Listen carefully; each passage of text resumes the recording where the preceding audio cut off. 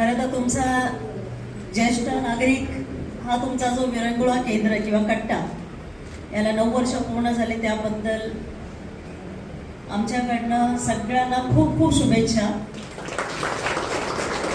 कोविडसारखा काळ आपण पाहिला. कोविडसारखा काळ बघत असताना आपल्याला कळलंच नाही की आपल्या बाजूला कोण राहतंय किंवा आपल्या बाजूचा व्यक्ती कधी गेला आपल्याला कळलंच नाही. आणि अशामध्ये ही जी माया तुम्ही जपून ठेवलेली आहे, कारण आपण म्हणतो अरे वय वाढत चाललंय, काय करणार आता, नातवांना सांभाळायचं आहे, घरात बसून सिरियल्स बघायचे आहेत, किंवा असं समज मानला जायचा 60 वर्ष होऊन गेले ना, मग काय एक ठिकाणी बसतील, घरातली कामं सांभाळतील, मुलांना सांभाळतील, ते तर करतोच आपण. पण त्याबरोबर हे जे तुम्ही जपलेलं आहे ॲक्टिव्हिटी, गेट टुगेदर आणि एकमेकांशी संवाद, हा संवाद जो आहे ना, मोबाईलच्या काळात, सिरियलच्या काळामध्ये आपल्याला सिरियलचं वेळ लावलेलं आहे, कोणीतरी लावून ठेवलेलं आहे. ह्या सिरियलच्या काळामध्ये जेव्हा आपण एकमेकांशी आता हा जो संवाद चालू आहे किंवा तुम्ही ह्या विरंगुळा केंद्राच्या निमित्ताने एकत्र येता, एकमेकांशी बोलता, एकमेकांची सुखदुःख समजून घेता, किंवा कधी पिकनिक काढत असेल किंवा कधी काय, हा जो संवाद आहे ना, हा कायम साधला गेला पाहिजे. रामवाटिका माहिती, कधी वेळ येते, कधी आपल्यातून कोण निघून जातं आपल्याला कळत पण नाही, आणि नंतर अरे काल तर भेटलो होतो आपण, पण आपण बोलू शकत नाही, आपण बोलत नाही, आपल्याला तेवढा वेळ नसतो. तर मला खूप आवडलं इथे येऊन. ती सिनियर सिटीजन कट्टा हा असलाच पाहिजे.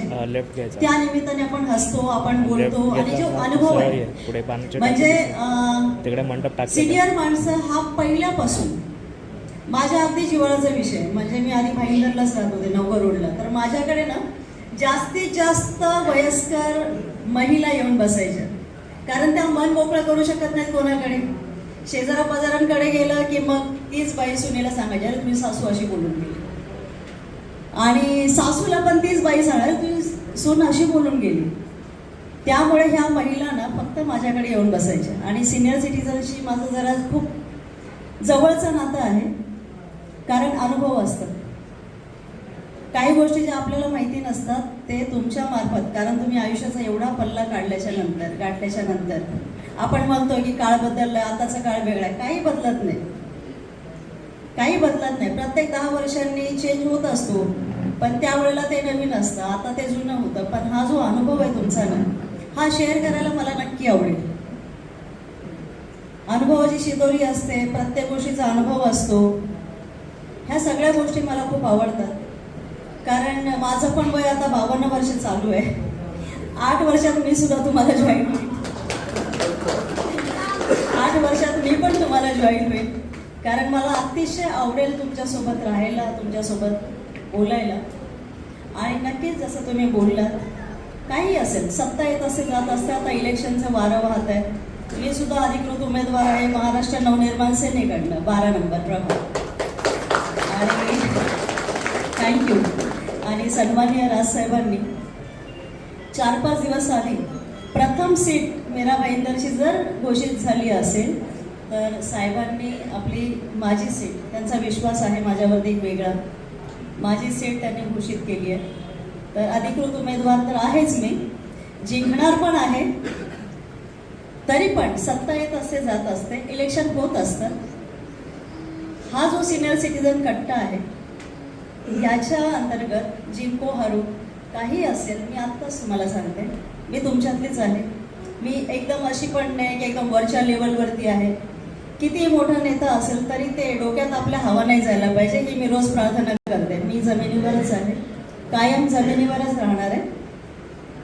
माझी ओळख सांगते, महाराष्ट्र नवनिर्माण सेना, मीरा भाईंदर महिला सेना व्हाईस प्रेसिडेंट, आणि रोड इन्फ्रास्ट्रक्चर डेव्हलपमेंट हा महत्त्वाच्या विभागाची मी महाराष्ट्र राज्य उपाध्यक्ष आहे. म्हणजे संपूर्ण महाराष्ट्र माझ्या हातामध्ये आहे.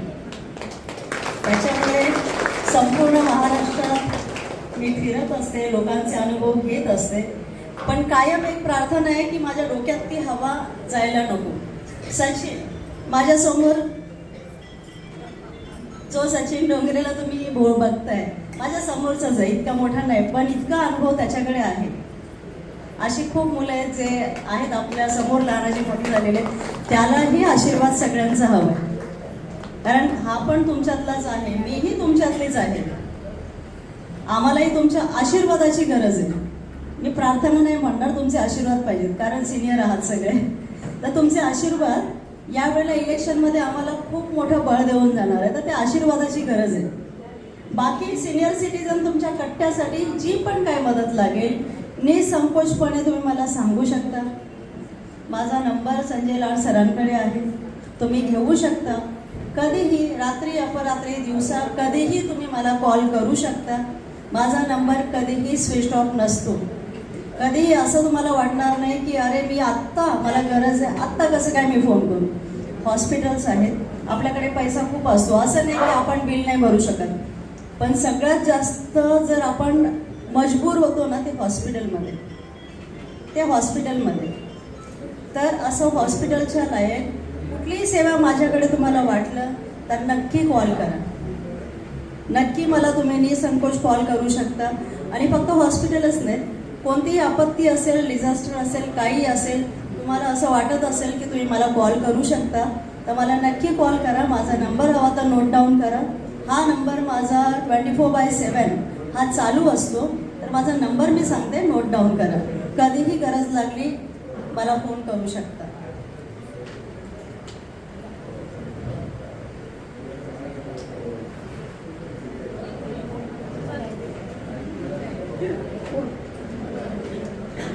सांगू 8655 3655364912. हा नंबर मी कशासाठी देते त्याचंही कारण आहे. आमच्या मनसेचं एक आपत्कालीन व्यवस्थापन पथक आहे. पुन्हा सांगू, रेश्मा तपासे गुगलवरती सर्च करू शकता. रेश्मा तपासे हा नंबर देण्यामागचं कारण मी सांगते. आमचं मनसे आपत्कालीन व्यवस्थापन पथक अशी एक संस्था आहे, आणि ती संस्था डिझास्टरमध्ये म्हणजे जेव्हा आपत्ती येते, आपत्तीजनक परिस्थिती, मग ती फक्त भूकंप येणंच नाही, पाणी भरणंच नाही, तर सगळ्या गोष्टी, आपत्ती सगळ्या ठिकाणी येऊ शकते. एखाद्या व्यक्तीला जर अटॅक येतो तर फर्स्ट एड आपल्याला काय द्यायचं तेही आपल्याला माहिती असतं, पण योग्य पद्धतीने आपण देऊ शकत नाही. अशा प्रत्येक आपत्तीमध्ये जर तुम्हाला वाटलं की मला कॉल करायचा आहे, कुठे आग लागली, पावसाचं पाणी कुठे भरलंय, तुम्हाला कुठे वावरायला जागा नाही, कारण त्या रामदेव पार्कला, रामनगरला भरपूर पाणी भरतं. जर रामदेव पार्कमधनं कोण असेल तर भरपूर पाणी भरतं तिकडे, तर ते लोक मला कायम फोन करतात. अशी काय आपत्तीजनक जर परिस्थिती निर्माण झाली, तुम्हाला असं वाटत असेल की आम्ही कोणाला कॉल करायचा, फायरवाल्यांना कॉल केला उचलत नाहीत, महानगरपालिकावाले फोन उचलत नाहीत, थेट मला फोन करू शकता, कारण डिझास्टरमध्ये आम्ही काम करतो. तर मला बोलवल्याबद्दल धन्यवाद, आणि खूप आवडलं मला इथे तुम्ही बोलायचा मौका दिल्याबद्दल. खूप खूप धन्यवाद. या ठिकाणी कसलाही राजकीय स्वार्थ घेऊन मॅडम आलेला नाहीयेत. मी तुम्हाला स्पष्ट करतो, निस्वार्थीपणाने आहेत. त्यांचं शब्द मी ऐकले, इलेक्शन येतील जातील, परंतु